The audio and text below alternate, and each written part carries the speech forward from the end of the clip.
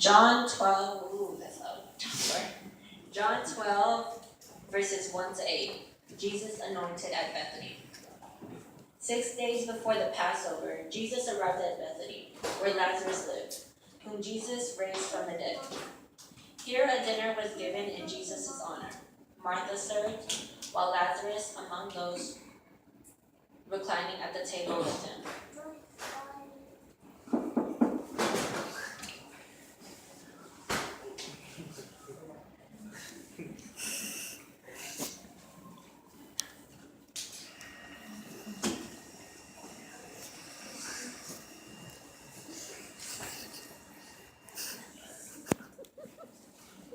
Then Mary took about a pint of pure nard, an expensive perfume. She poured it on Jesus' feet and wiped his feet with her hair, and the house filled with the fragrance of the perfume. But one of his disciples, Judas Iscariot, who was later to betray him, objected. Why wasn't this perfume sold and given to the poor? It was worth a year's wages. He did not say this because he cared about the poor, but because he was a thief. As keeper of the money bag, he used to help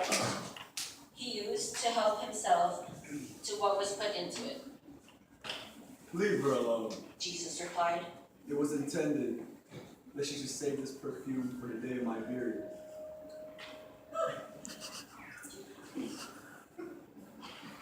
Lord, you will always have the poor among you, but you will not always have me. And scene. Thank you. I still want you guys to say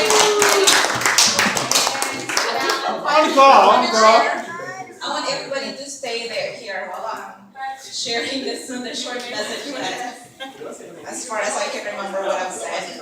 Okay, so. Wait, I don't want you to be standing up for the panel. Can't forget me, the panel, or share chairs or whatever. Okay, we are aware of the story, right? I know we've heard it not just once, right? I mean, this is not the first time we've heard this. But in this story, I want us to focus on Mary, the worship that Mary did in the story. First, what happened in the scene here? What did Mary do? It was a perfume, right? It is, in that time, it's costly, right? So the same way with our worship also has a cost. It's sacrificial.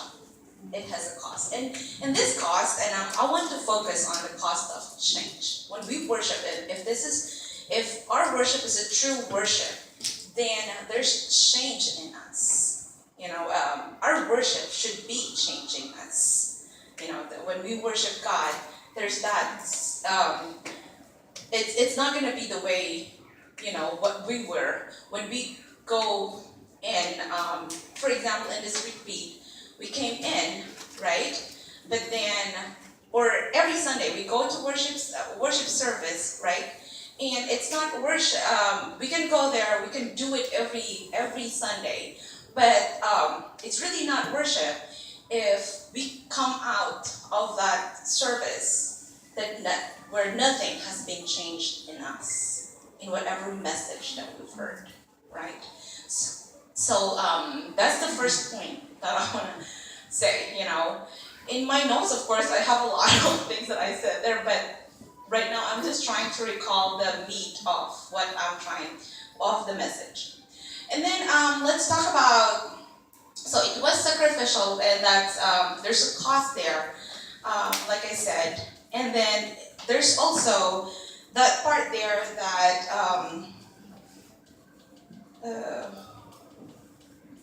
right, earlier I already have, I think this is my third, so it was sacrificial. The other one is, it lingers. The way she worshipped, it lingers. Okay, imagine the scene when it was poured on Jesus' feet, right? The perfume. And after that, what did she do? What did she use? Her hair, right? And for us, in the Bible it says as well that the woman's hair is her glory, right? So it was an important part of Mary that she used.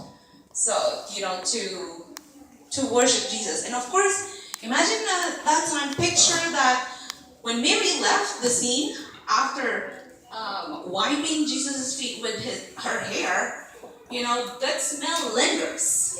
And that is, again, another sign of true worship, that it lingers. It stays, it's sustaining.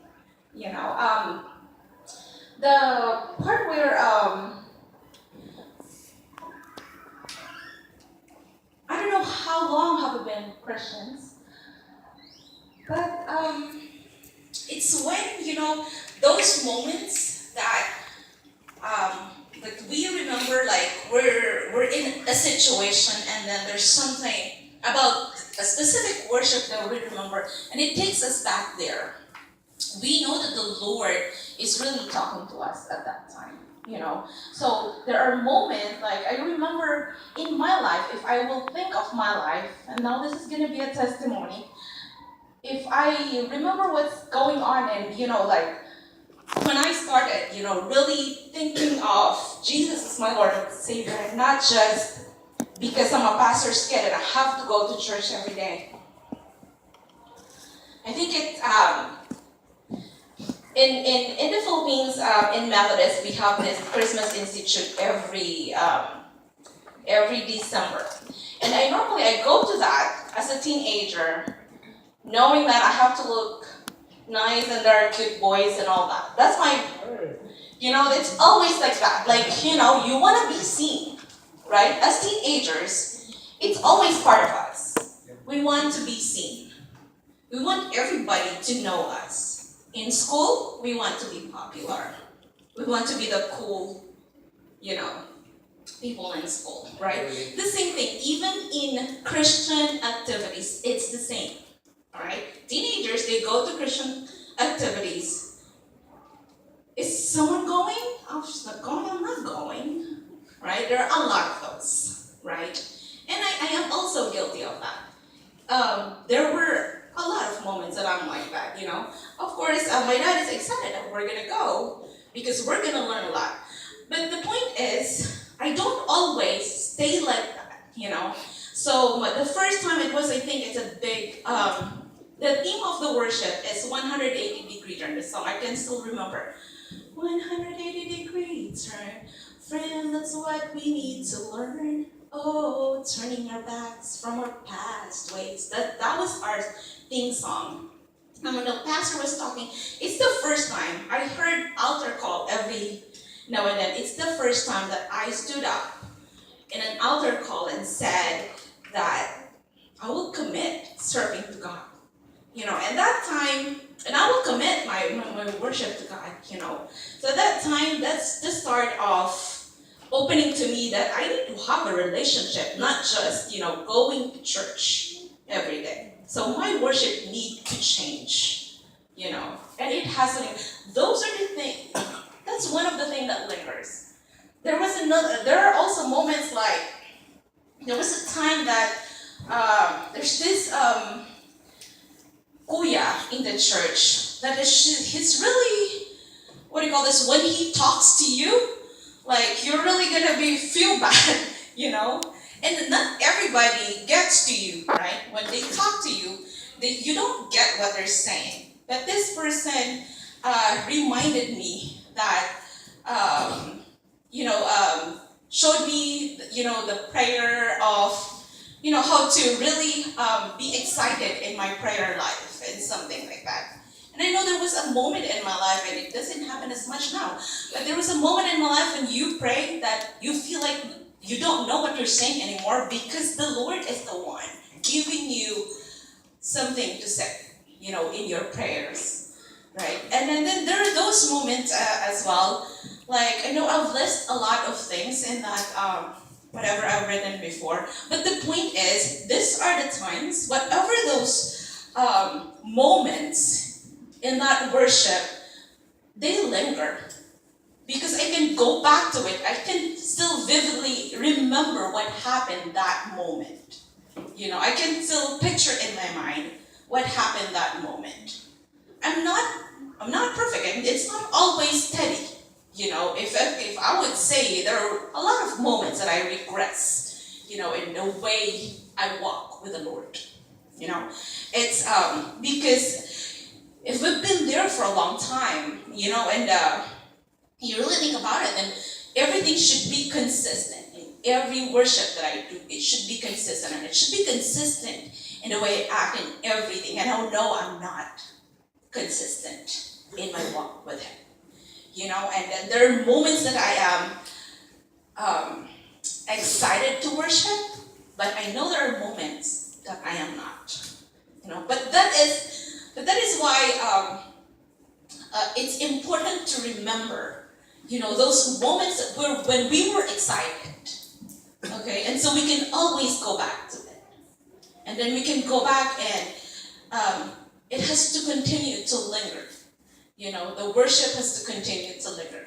I know this is just a weekend, and we tried to put a lot of things in 2 days, in 2 nights, right? We're trying to put a lot of things.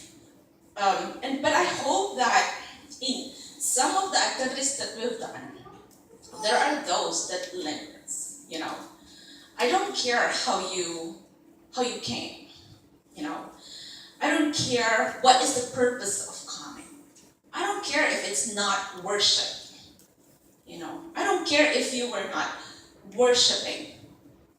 But the question is, how are we gonna leave? You know, like after this, right? Is there gonna be worship, you know, in our lives? So I think I wish I can, you know, say everything that I have there, and I prepared so much for it. But God has His ways. I know that maybe if I have that, it's longer. Maybe you'll be sleeping. Maybe that's the reason why the Lord that right now I lost it. But I'm hoping that through all the stations as well that we see. So the point that I'm making here is our worship must be costly. That means it has to change. Like we go in maybe a different person, and we come out a different one. The one that worships. And whatever worship we do, let's hope that it's the worship that lingers. Amen. Amen.